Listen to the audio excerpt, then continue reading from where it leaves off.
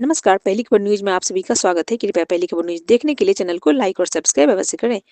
बिहार सरकार के सूचना प्रौद्योगिकी मंत्री कृष्ण कुमार उर्फ मंटू पटेल पूर्णिया पहुंचे, जहां उन्होंने पत्रकारों से बात करते हुए बिहार के बजट को विकासोन्मुखी बजट बताया। उन्होंने कहा कि 2025 में नीतीश सरकार ने शिक्षा, स्वास्थ्य, महिला उत्थान सहित मूलभूत सुविधाओं पर विशेष ध्यान दिया है। उन्होंने कहा कि कुछ लोगों को बिहार का विकास नहीं पच रहा है, यही कारण है कि उन्हें बिहार के बजट में खोट दिखता है। उनके द्वारा कभी विकास का कार्य नहीं किया गया, जबकि बिहार में डबल इंजन की ग्रोथ दिख रही है, जिसमें हर क्षेत्र पर ध्यान दिया गया है। पूर्णिया और कोसी इस बजट में विशेष ध्यान दिया गया है। उन्होंने कहा कि बाढ़ जैसी विभीषिका के लिए भी बजट में प्रावधान किए गए हैं। वहीं किसानों के लिए केसीसी की राशि बढ़ा दी गई है, जिससे किसानों का हर स्तर पर विकास होगा। वहीं पूर्णिया जदयू के पूर्व सांसद संतोष कुशवाहा ने वर्तमान सांसद पप्पू यादव का बिना नाम लिए कहा कि कुछ नेता ग्रीन एक्सप्रेसवे को खुर्दा एक्सप्रेसवे बनाना चाहते हैं, जो हम जीते जी नहीं होने देंगे। सभी प्रमंडलों में राष्ट्रीय मांगों के आधार पर खेल संरचना हर एक प्रखंड में आउटडोर स्टेडियम निर्माण के हमारे जो नौजवान हैं उनके लिए भी खेल की सुविधा बढ़ाया जाए। हमारे बच्चे खेल के दुनिया में बिहार से जाकर पूर्णिया से जाकर देश और दुनिया में नाम रोशन करें। तो हर क्षेत्र में, चाहे खेल का क्षेत्र हो, विकास का क्षेत्र हो, सड़क का क्षेत्र हो, बाढ़ का क्षेत्र हो, इस तरह से बिहार विकसित बिहार की परिकल्पना को विकसित भारत की परिकल्पना को साकार करने का बजट है। और निश्चित रूप से डबल इंजन की सरकार में बिहार और आगे बढ़ेगा, ऐसा हम सबका संयुक्त प्रयास है और जिसमें हम सब लोग आपके समय आशीर्वाद से जरूर सफल। विपक्ष का बजट आपको पता है 23,000 करोड़ हुआ करता था और 23,000 करोड़ से 3,16,895 करोड़ हुआ। तो उनको अंदाजा ही नहीं है कि बिहार कहाँ जा रहा है और वो इसका आकलन नहीं कर पा रहे हैं। उनका दिमाग काम नहीं कर रहा है कि क्या से क्या हो गया। क्या चाहते थे, बिहार को रुका हुआ देखना चाहते थे, बिहार दौड़ रहा है और बिहार आगे बढ़ेगा। उनकी परिकल्पना की सोच से आगे बिहार जा रहा है। जहाँ तो सोचे नहीं होंगे वहाँ हमारे प्रधानमंत्री जी, हमारे मुख्यमंत्री जी, उप मुख्यमंत्री जी और हमारे सभी एनडीए के नेताओं का प्रयास है और एक कार्यकर्ता का प्रयास है बिहार विकसित बने। और निश्चित रूप से बिहार और विकसित बनेगा। बिहार पहले कहाँ था, जब हम पीछे देखते हैं पूर्णिया के लोग तो उससे अधिक नहीं होंगे। बिहार कहाँ खड़ा था और बिहार आज कहाँ खड़ा है, इससे कोई तुलना नहीं की जा सकती है। हर एक महिला हो, बच्चा हो, कोई व्यक्ति ऐसा नहीं कह सकता है कि नीतीश कुमार जी की सरकार ने, नरेंद्र मोदी जी की सरकार ने, एनडीए की सरकार ने मेरे लिए क्या किया है। कोई तबका इससे वंचित नहीं, अगड़ा हो, पिछड़ा हो, दलित हो, महादलित हो, किसी को इसे छोड़ा नहीं गया है। सबका साथ, सबका विकास और सबका विश्वास, इसकी परिकल्पना को साकार करने का प्रयास हुआ है और आगे भी साकार होगा। बजट में प्रावधान किया गया है, उसका सारा लाभ किसानों को मिलेगा जो मखाना की खेती करते हैं।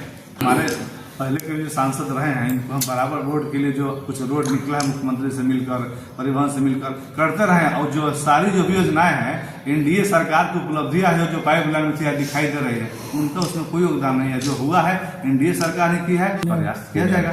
यदि समेकित विकास की ओर हमारे प्रधानमंत्री जी चाह रहे हैं तो अभी तो जो लाए हैं उसका पहले स्वागत कीजिए और जो बातें हैं उसमें हम लोग पूरा करने का काम करेंगे। जो एनडीए की सरकार बनेगी, जनता की सरकार है, बड़े नेचुरल गठबंधन है और हर हाल में एनडीए की सरकार 225 सीटों ज्यादा बनेगी और इससे बेहतर मुख्यमंत्री, इससे बेहतर प्रधानमंत्री देश को कभी नहीं मिलने वाला है। और सभी एक एक लोग जानते हैं कि हमारा बिहार कहाँ था, कहाँ पहुंचा है और इसे आगे ले जाने का सपना सबको है और सभी सुरक्षित महसूस कर रहे हैं। इसमें सभी को खुशी है कि हमारी सरकार अच्छी काम कर रही है और आगे अच्छा काम करेगी। हम लोग निश्चित रूप से सफल होंगे। खासकर पूरे बिहार का नहीं, जो इस क्षेत्र के लिए जो लाया गया है उसको बारे में बताएं।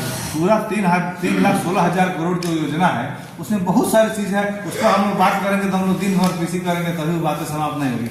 लेकिन मुख्य प्रमुख मांग बातें थी, जो रोड बन रहा है, मखाने के लिए है, कृषि विश्वविद्यालय के लिए है, बहुत जो हवाई अड्डा के लिए है, जो प्रमुख विषय थी जो आम जनभाव से जुड़ी थी या जो छूट गई भी होगी, उसके लिए भी बजट में प्रावधान होते रहता है। उसको भी हम लोग आगे जोड़ने का काम करेंगे। उसमें कहीं आपकी कोताही नहीं। रोजगार की व्यवस्था है, हम लोग जिस विभाग के मंत्री बने हैं उसी में प्रावधान है कि अभी बच्चों को स्किल करना, बड़े बड़े स्टार्टअप को दूसरे राज्य के, दूसरे देश के जो भी कंपनी है उसको लाने का उसने हम लोग व्यवस्था बनाए हैं। और तुरंत आपको इसका रिजल्ट दिखाई देगा कि हमारे बिहार के रोजगार, बच्चे बिहार में रोजगार करें और वो बिहार से बाहर भी जाएं, इतने स्किल होकर जाएं कि देश और दुनिया में बिहार का नाम रोशन कर सके। और बिहार से बाहर जाना वो कोई हानि का विषय नहीं है। बिहार में यदि टैलेंट है, बिहार का इस पूरा देश को चला रहे हैं, तो क्या खुशी की बात है कि दुख की बात है। तो हमारे बिहार लोग इतने टैलेंटेड बने, इतने उनके अंदर क्षमता विकसित कर दें तो दुनिया में कहीं जाए तो बिहार का नाम आगे बढ़ाएं, पूर्णिया का नाम आगे बढ़ाएं, ऐसा हम लोग का प्रयास है और यह सफल होगा।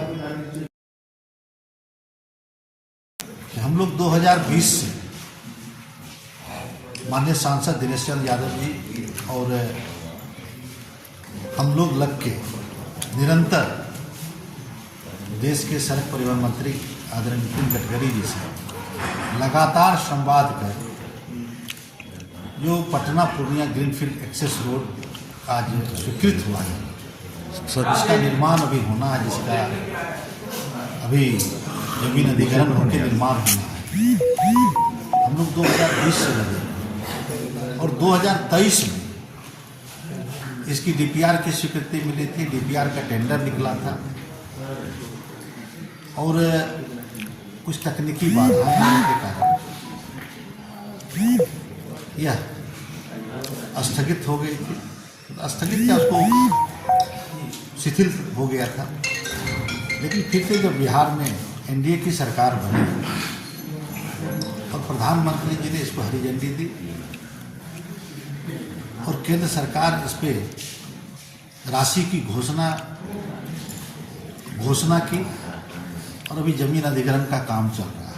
इसका अलाइनमेंट पहले से तय हो चुका है, लेकिन कुछ नेता, रुपोली की जनता, धमधा की जनता, पूर्णिया की जनता को उनको पसंद नहीं आया, तो उसको डाइवर्ट करने के लिए सड़क परिवहन मंत्री जी से मिलके उसको खुर्दा एक्सप्रेस बनाने का प्रयास कर रहे थे।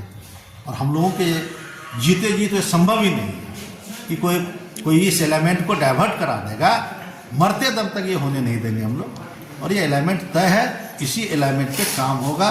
और पूर्णिया को प्रधानमंत्री जी और माननीय मुख्यमंत्री जी ने मिलकर बड़ी सौगात देने का काम किया कि यहाँ से एक हम लोगों को पटना जाने के लिए सुलभ ग्रीनफील्ड एक्सेस रोड, इस रोड की खासियत होगी कि हर जगह से रोड पे लोग नहीं चल पाएंगे, हर जगह इसका ट्रैफिक सिस्टम अलग होगा।